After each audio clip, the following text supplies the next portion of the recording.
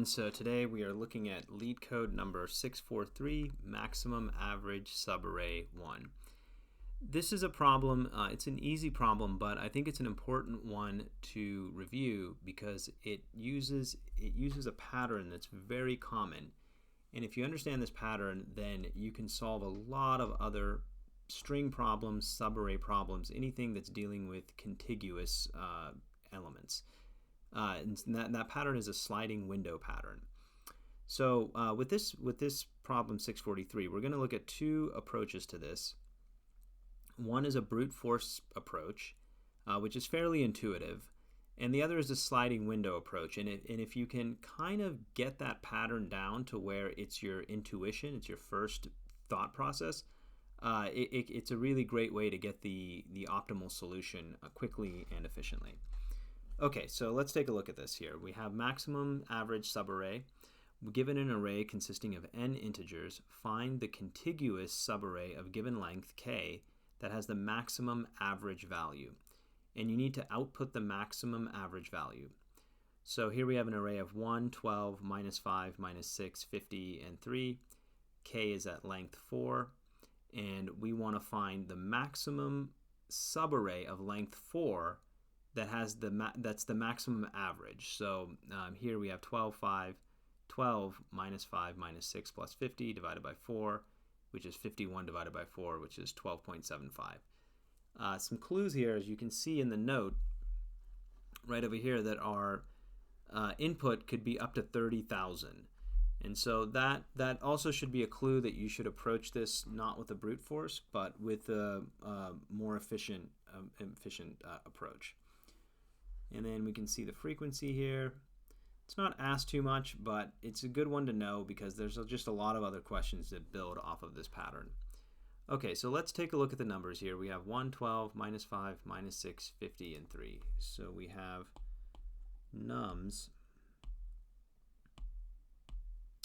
Let's get this going here.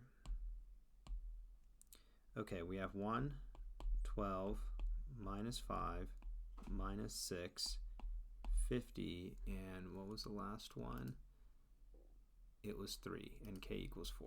50 and 3, and k is going to equal 4. Okay, this will be nums. All right, so if we're thinking of brute force, what's a way we would do this? Well, we could get the sum for these 4 numbers. We could then get the sum for these 4 numbers, or the average, store it somewhere, and then we can get the average for these 4 numbers. And we can just iterate through this nums array by length k. Every k, we can just get every 4 numbers, get the average, and store it somewhere. Once we would do that, so let's say we have 1, 12, minus 5, minus 6. Well, we know average 1. We can say averages. It's going to equal, so that was 51 divided by 4. I believe it was 12.75. Okay, then we have to get the averages for these 4 here, which is 12 minus 5 minus 6, 5. So let's just do a little math here. 12 minus 5 minus 6. We'll just do the sums. How about that? So we can say, okay, let me back up here. We can say 112 minus 5 minus 6 is 12. 13 minus 5 minus 6, which is 11, so that's going to be 2. 12 plus 50 is 62, minus 11 is 62, 52, 51. Okay, and then 5, 6, which is 11, minus 50, which is 39, 40, 41, 42. Okay, and then we want to divide each of these by 4 and by 4. So this is going to equal 0.5, this is going to equal 12.75, which we have from the solution there. And then 42 divided by 4 is, I'm going to say it's going to be like around 11, even like 10.5. It's around there. Okay. And so what we could do then is here we have our averages here. We could sort these or just pull out the max out of these, and then our answer will be this right here, 12.75. So what is the time and space complexity using this approach? Well, we're gonna have O of n squared because we're gonna hit all these numbers, worst case, twice. Okay, so our time complexity will be O of n squared. And then our space complexity will be O of n, because we're going to have to store all these averages, right? So our worst case space complexity, we're going to have to create a new array, averages array, and then store that somewhere. And then we're going to have to pull out the maximum values. So we could even say our space is going to be O of n. Okay, and this works, but the question is can we improve this? Can we make this more efficient? And so let's take a look at the sliding window approach. Okay, this is an intuitive approach. Nothing wrong with the approach, but in an interview setting, you definitely want to go for the sliding window approach. It's just much more efficient. So let's take a look here. We have the numbers 1, 12, minus 5, minus 6, 50, and 3. So nums is 1, 12, minus 5, minus 6, 50, and 3. And then k equals 4. Let's go ahead and label in these indices just so it's easier to keep track of. We have 0, 0, 1, 2, 3, 4, and 5. And then we'll have a variable. And this is a very, very common pattern. Anytime you're thinking sliding window, you just want to think of this pattern. You know, you have a window start and a window end, and then you have some sort of variable. You can call it so far, current sum, that's keeping track of what is inside of the window, whether it's a sum, whether it's a minimum, whatever it is. So here we can have a start variable, an end variable, and I'll label these over here. So we have our start, our end. Okay, we have a total, a max, whatever we're gonna eventually return. So we can set that max to an initial value, and then we have a so far.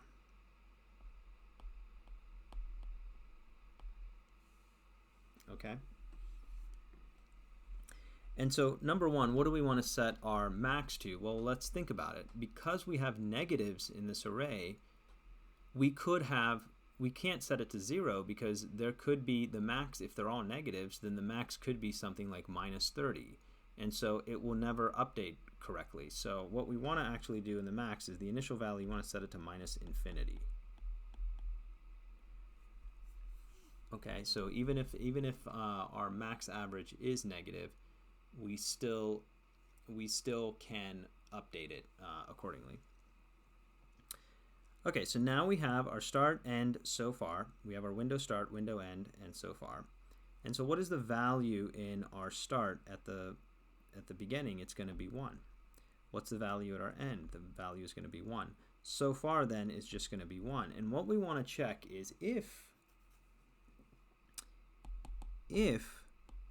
the end minus start, okay, is equal to k minus 1, that means that we have a correct window. That means we have a window where we want to go ahead and capture the averages, right? K is 4, k minus 1 is going to be 3.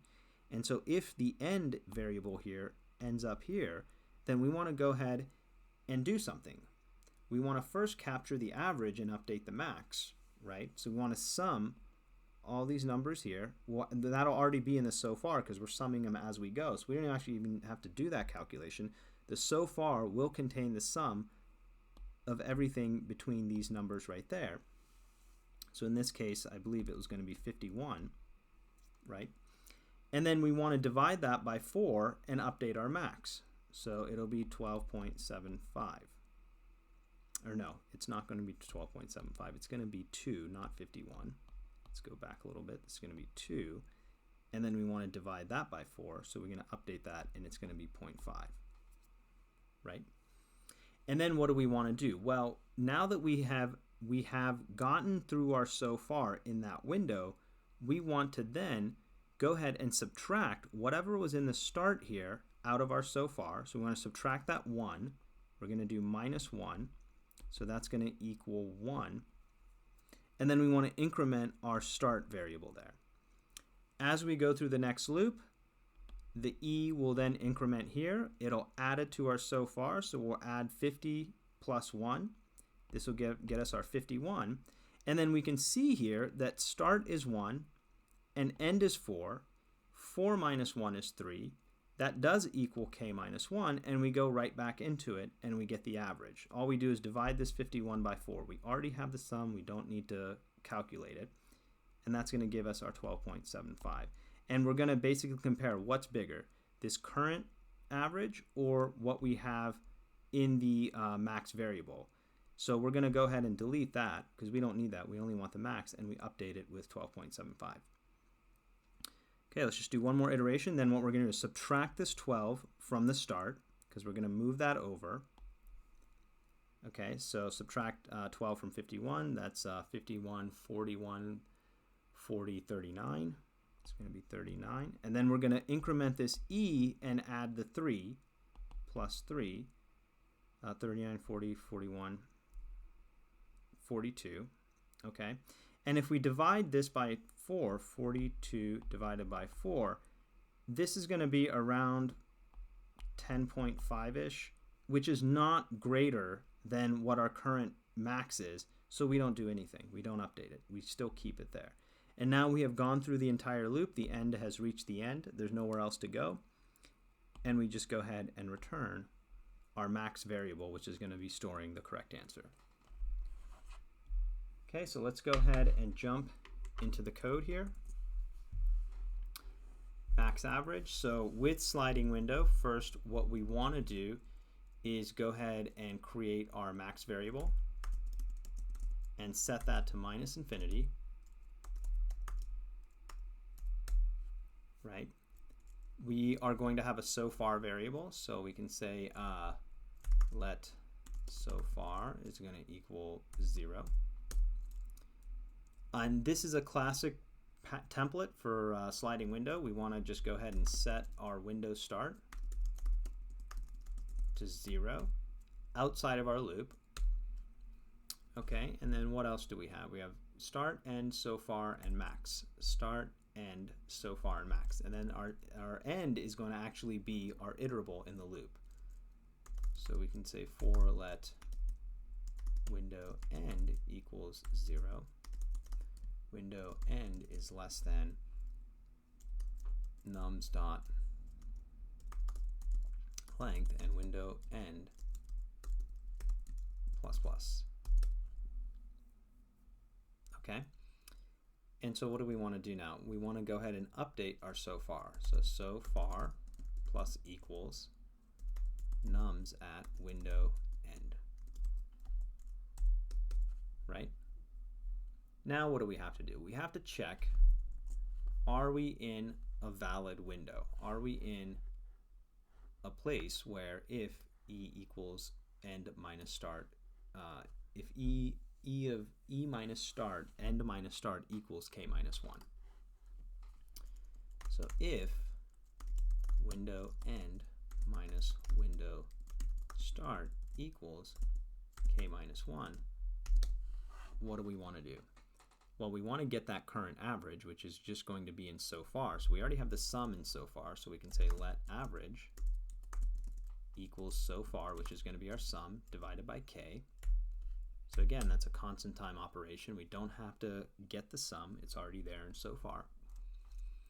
And then we want to update our max. We want to say max, what's currently in that max, which is math.max of max, or our current average, and update it accordingly. After we've done that, what do we want to do? Well, we know we're going to increment forward on window end. That means we have to subtract whatever is at window start and then increment the start, right? We have to subtract this 1 and then we need to increment the start over here. Okay, so we'll go ahead and do that. We can say so far minus equals nums at Windows start, and then Windows start plus plus, right? And after we've gone through all of that, we just go ahead and return our max. Okay, and that's it, right? Let's go ahead and run that, and that works. Okay, and then what is our time and space complexity? Let's analyze that. I don't think we did that in the conceptual overview, so let's just quickly go over what is our time and space complexity. Well, we're not going over any of the characters more than once, because as we move forward, we also remove the back, and so our time complexity here is actually just going to be O of n. It's going to be our time. It's just linear time. And what about our space? Are we creating any new space? Well, we do have this so far variable, but we're not storing it as an array. We're just storing it as a numerical sum. And we have our max variable, which we are updating. We're not storing multiple values in there. We're just storing whatever's the max. We're comparing two values, the previous value in there and whatever the current average is, and then we're updating it accordingly. And so because of that, our space is actually constant because we're not creating any new space. So you can see that from the brute force, we were looking at quadratic space and quadratic time. Or no, I'm sorry, linear space and quadratic time. But with this sliding window approach, we can get a much more efficient and better solution. Okay, so that is Leetcode number 643, maximum average subarray. Hope you enjoyed it, and I will see you on the next one.